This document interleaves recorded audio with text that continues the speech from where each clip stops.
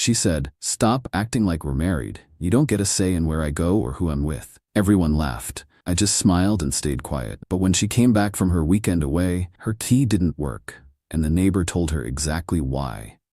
My girlfriend Jessica and I have a fundamental disagreement about the nature of reality. I believe that if you live in someone's house, eat their food, and use their Wi-Fi, you are in a partnership. Jessica believes she's a celestial body, and I am a small, insignificant planet caught in her gravitational pull. We've been together for 2 years, and for the last 6 months, she's been living in my house. My name is on the mortgage, my name is on the bills, and my name is on the little plaque by the door that says the Wilsons, which she bought without asking me and now seems wildly optimistic. I'm a pretty easygoing guy. I like my quiet life. I work from home as a graphic designer. I have a couple of good friends, and my idea of a wild Friday night is trying a new brand of frozen pizza. Jessica is not like that. Her life is a performance, and her audience is her 3 best friends, a cackling Greek chorus I privately refer to as the Harpies. Their names are Tiffany, Brittany, and whatever the third one's name is. Let's call her Chardonnay. The issue at hand came up last weekend. I was making dinner and Jessica waltzed into the kitchen, phone pressed to her ear, already dressed to go out. She was in the middle of a loud one-sided conversation with the Harpies. "Oh my God, yes, I am so in," she said into the phone. "A weekend away is exactly what I need." "No, he's not coming. Don't be ridiculous." She hung up and looked at me, beaming. "Good news. The girls and I are going to the lake for the weekend, leaving tomorrow." This was the first I was hearing of it. "Oh, okay," I said, stirring the pasta sauce. "Sounds fun. Which lake are you all heading to?" It was a simple, logistical question. A question a normal person in a normal relationship might ask. Jessica, however, looked at me as if I had just asked her to explain quantum physics in ancient Greek. She let out a short, sharp laugh and turned to her friend Tiffany, who had just walked in the door. "Can you believe him?" Jessica said, rolling her eyes. "He wants to know where I'm going." Tiffany scoffed, looking me up and down like I was a piece of furniture she was considering throwing out. Jessica then turned back to me, put her hands on her hips, and delivered the line that would echo through the halls of history, or at least through my immediate future. "Stop acting like we're married. You don't get a say in where I go or who I'm with." The Harpies, who had all assembled in my kitchen by this point, burst into laughter. It was a symphony of derision. They genuinely thought this was the peak of comedy. A man, in his own home, being told he has no right to ask a simple question about his live-in girlfriend's plans. Hilarious. I just stood there, holding a wooden spoon with pasta sauce dripping onto the floor, and I didn't get mad. I didn't argue. A strange, zen-like calm washed over me. The part of my brain that was trying to make this relationship work just packed its tiny bags, put on a tiny hat, and quietly left the building. I looked at her smug, smiling face, and I just smiled back. A big, friendly, completely empty smile. "You know what?" I said, my voice full of cheerful agreement. "You are 100% correct. My mistake." They all laughed again, thinking I was just backing down. Jessica gave me a condescending little pat on the cheek, and then they all swept out of the house, off to some pre-weekend away cocktail hour. I stood in the kitchen for a long moment, the silence broken only by the bubbling of the pasta sauce. "Okay," I said to myself, a new, much more interesting plan beginning to form. Not married, no say. Got it. The weekend was going to be fun after all. Just not for her. Update 1. The moment Jessica's car, presumably packed with 5 different types of glitter and a case of rosé, disappeared down the street on Friday afternoon, I sprang into action. My first move wasn't packing or cleaning. It was a mission of strategic importance. I walked next door to Mrs. Gable's house. Mrs. Gable is an 80-year-old widow with a sweet smile, a prize-winning rose garden, and a surveillance network that would make the CIA jealous. Nothing happens on our street without her knowing about it. I brought her a slice of the lemon cake she likes and sat with her on her porch. "Mrs. Gable," I said, after we had discussed the weather and the moral failings of the neighborhood squirrels, "I have a bit of a situation and I need your help. It involves a small bit of theater."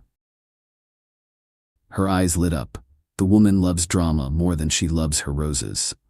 I explained what had happened. I told her Jessica's exact words. Stop acting like we're married. I didn't have to embellish. The unvarnished truth was damning enough. By the time I finished, Mrs. Gable was patting my hand with a look of righteous fury on her face. That shameless little hussy, she declared. Don't you worry, Tom. You leave it to me. What's my line? I gave her a simple script. When Jessica returned and inevitably found herself locked out, she was to act confused and deliver a few key pieces of information. Mrs. Gable took to the task with the enthusiasm of a seasoned Broadway actress preparing for opening night. With my accomplice secured, I returned home to begin what I called Operation Bachelor Pad Resurrection. My house, for the last 6 months, had been a sea of beige pillows, pointless little bowls that held nothing, and art that looked like a printer had run out of ink halfway through the job. It was time to reclaim my territory. I didn't just pack Jessica's things, I curated them. I got a bunch of boxes and a thick black marker. The first box was labeled Everyday Clothes. The second, Fancy Clothes for fancy outings I wasn't invited to. The third, and my personal favorite, Magic sparkly dresses that shed glitter on everything I own. Her 37 pairs of identical-looking high heels went into a box marked a podiatrist's nightmare. Her mountain of makeup and skincare products was packed into boxes labeled face paint and various scoops. By Saturday morning, every trace of her physical existence was boxed up. I hired a couple of guys from a moving app, and we loaded everything into a 10 by 15-foot storage unit. I paid for 1 month, a generous, non-marital gesture, I thought. With the house cleared of her belongings, the real fun began. I went on a shopping spree. I rolled up the beige rug and replaced it with an AstroTurf rug that looked like a football field.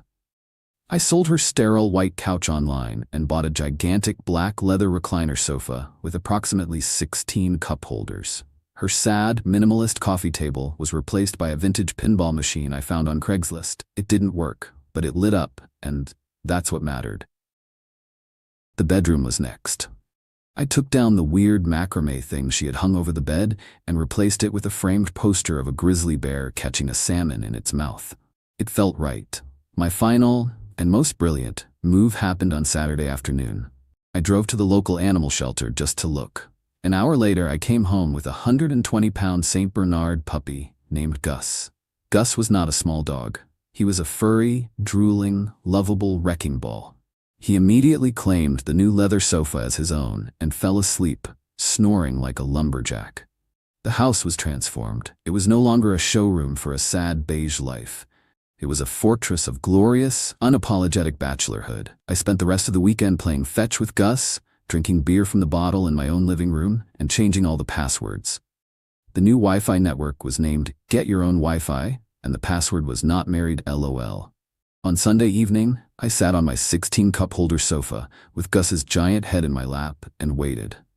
The storm was coming, and for the first time in a long time, I felt completely, utterly prepared. Update 2. Sunday night, around 9 p.m., my video doorbell sent a notification to my phone. There she was.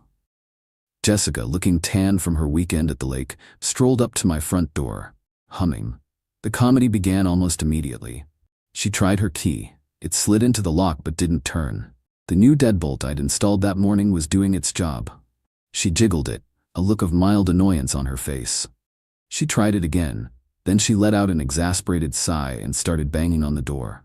From the couch, Gus lifted his massive head, let out a deep, rumbling woof, and then went back to sleep. Jessica started calling my phone. I watched it vibrate on the pinball machine, took a calm sip of my beer, and hit decline. She called again. Declined. This cycle repeated 5 times. The banging on the door got louder. Tom, open the door. What is wrong with you? My key isn't working. I remained silent. This was all part of the show. After another 5 minutes of increasingly frantic pounding, she seemed to give up. The doorbell camera showed her pacing on the porch, running her hands through her hair. And then, right on cue, a porch light flickered on next door. It was Mrs. Gable in her housecoat, holding a watering can. Showtime. "Oh, Jessica dear, is that you?" Mrs. Gable called out, her voice a perfect blend of surprise and neighborly concern. "Mrs. Gable, thank God," Jessica said, rushing over to the edge of my porch. "I can't get in. My key isn't working. Is Tom home? I can see the lights on." "Oh, Tom's home. Mrs. Gable said, nodding sagely. He's had the most wonderful weekend. A real transformation. Transformation? What are you talking about? Well, he told me the good news, Mrs. Gable said, leaning on her railing conspiratorially. He said you two aren't married. He said he doesn't get a say in anything you do, so he decided to celebrate his newfound freedom. He redecorated the whole house. It's a man's home now, he said, very rugged. Jessica just stared, her mouth hanging open. And the best part, Mrs. Gable continued, barely containing her glee. He got a dog. A great, big, beautiful boy named Gus. He said he wanted a companion who was loyal and didn't talk back. Isn't that sweet? The look on Jessica's face was a masterpiece of disbelief and horror. She slowly turned and peered through my living room window. From my vantage point on the couch, I saw her face pressed against the glass. Her eyes widened as she took in the scene. The football field rug, the pinball machine, and the giant, snoring Saint Bernard occupying her spot on the new sofa. She let out a sound that was somewhere between a scream and a sob. She whipped out her phone and started texting me. My phone lit up with a novel's worth of angry, all-caps messages. That's when I decided to respond. I sent her a single, simple text message. You said to stop acting like we're married. You said I don't get a say. I agree. This is my house, and you don't get a say in how I live in it. Since we're not married, I've returned your non-marital property to a secure location. The address is 123 Storage Way, Unit 42. The code is 1234. You have 1 month. Have a great life. I then blocked her number. The doorbell camera showed her reading the text. She looked at her phone. She looked at the window. She looked back at her phone. Then she let out a scream of pure, unadulterated rage and threw her phone onto my lawn. It was a truly spectacular meltdown. She ranted and raved for another 10 minutes before Tiffany, the harpy, arrived to pick her up. The next day, the expected social media campaign began. Vague posts about being betrayed, about men who can't handle a strong, independent woman. It was pathetic. But I had one more card to play. Final update: the social media drama was predictable, but also incredibly boring. Jessica and the Harpies posted stories with sad music, talking about the importance of knowing your worth and cutting out toxic energy. It was all so generic, it was almost funny. They were trying to paint me as a villain, but they were using a paint-by-numbers kit. I let them go on for about 2 days. Then, I decided to provide some much-needed context. I didn't engage with them directly. Instead, I made a post on my own, private social media page, visible only to our mutual friends. It was a photo album. The first picture was of my living room from a month ago. The sad beige couch, the pointless bowls, the general aura of a dentist's waiting room. The caption read, "Before." The second picture was my living room now. The glorious leather recliner sofa, the football field rug, the glowing pinball machine, and Gus the Saint Bernard, sprawled out and looking majestic. The caption read, "After." The final picture was a selfie of me and Gus on the couch. We both looked incredibly happy. The caption was simple: decided to redecorate based on my new relationship status. It was brought to my attention that I'm not married and don't get a say in things, so I'm embracing my freedom. #bachelor pad, dog is my copilot, no say no stay. The post was a nuclear bomb. The sheer, unadulterated pettiness of it, combined with the undeniable cuteness of Gus, was a winning combination. My friends found it hilarious. The story, with the proper context, spread like wildfire. People who had initially offered sympathy to Jessica were now seeing the full picture. The narrative was no longer psycho boyfriend kicks girlfriend out. It was girlfriend tells boyfriend their relationship is a joke, is shocked when he believes her. Jessica's friends went silent. It's hard to maintain a victim narrative when the villain is posting adorable pictures with his giant dog. The aftermath for Jessica was rough. She crashed with Tiffany, but that apparently lasted less than a week. I heard Tiffany got tired of Jessica complaining and not contributing to rent. She ended up having to move back in with her parents in a town 3 hours away. She did try to come after me legally. I received a letter from a lawyer demanding access to the house to retrieve her wrongfully held property and demanding financial compensation for being made homeless. My lawyer responded with a copy of my mortgage statement, a copy of the lease, which only had my name on it, and a polite inquiry as to whether Jessica would be paying me back for the 6 months of rent, utilities, and food she had consumed while living in my home as a non-married person with no obligations. We never heard from her lawyer again. The funniest part of this whole ordeal came about a month ago. I was at the dog park with Gus. He was happily chasing a tennis ball, and I was talking to another dog owner. A woman approached me hesitantly. It was Chardonnay, the third harpy. She looked incredibly awkward. "Hey Tom," she said. "Look, I wanted to say I'm sorry. About that night at your house. We were out of line." I just shrugged. Jessica said what she said. I just took her at her word. "Yeah, I know," she said, shaking her head. "She's a lot. She called me last week, complaining that her parents are making her get a job. She said it was all your fault for ruining her life." She paused and then looked at Gus, who was now trying to fit 3 tennis balls in his mouth at once. "Honestly, it looks like you're doing just fine." And she was right. I am doing just fine. The house is no longer a beige prison, it's my home. The pinball machine still doesn't work, but it makes a great conversation piece. And Gus is the best roommate I've ever had. He's loyal, he's funny, and he never complains about my cooking.